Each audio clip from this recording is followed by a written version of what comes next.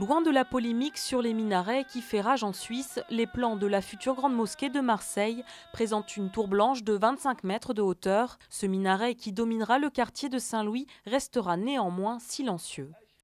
On aura un appel à la prière qui va être entendu depuis le patio et l'intérieur de la salle de prière, mais qui va pouvoir se percevoir de loin pendant les 2 ou 3 minutes de l'appel à la prière avec un signal lumineux. Avec une superficie de 3500 m² pour la salle de prière, ce lieu de culte comptera parmi les plus grands d'Europe. Sur les 250 000 musulmans vivant à Marseille, près de 45 000 sont pratiquants. La salle de prière de la grande mosquée pourra accueillir jusqu'à 7 000 personnes.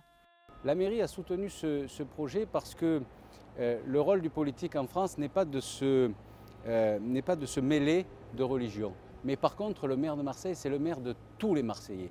Il doit assurer l'égalité entre tous les citoyens de Marseille et en particulier la liberté de culte. Et pour qu'il y ait une vraie liberté de culte, pas une liberté de façade, eh bien, il fallait que les musulmans aient aussi un édifice un peu prestigieux qui leur permette d'exercer leur culte de façon digne et agréable. Le projet est estimé à 22 millions d'euros. Il sera financé à 20% par la population locale et à 80% par des pays étrangers, entre autres les pays du Golfe et ceux du pourtour de la Méditerranée. Mais la Grande Mosquée de Marseille est un projet d'envergure qui ne s'adresse pas seulement aux musulmans. Les touristes pourront aller flâner toute la journée. Donc c'est pour ça qu'il y a une vie intérieure à la mosquée.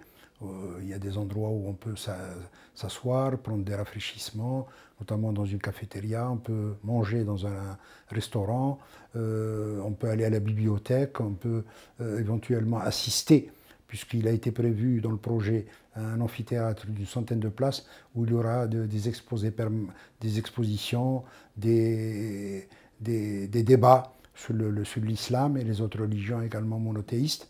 Et mis à part ça, on aura le droit de visiter la salle de prière avec toutes les conditions qu'il faut, c'est-à-dire enlever ses chaussures. La première pierre sera posée en avril 2010. L'ouverture au public, elle, est prévue pour septembre 2011.